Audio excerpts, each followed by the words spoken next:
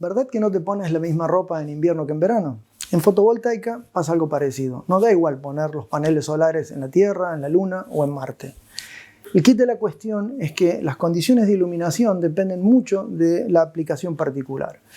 Un ejemplo, en ciudades nos gustaría tener edificios inteligentes que pudiesen aprovechar las fachadas exteriores o la iluminación interior para producir energía, o quisiéramos tener granjas solares instaladas en distintas geolocalizaciones, en las alturas, en los valles, etc. Actualmente el simulador solar es el instrumento que se usa para la caracterización de celdas solares, pero en condiciones estándar. El desarrollo de todas estas tecnologías que acabo de mencionar necesitarían de una fuente de iluminación hecha a medida y eso tiene un coste prohibitivo. En el Instituto de Ciencia de Materiales de Barcelona hemos encontrado la solución a este problema.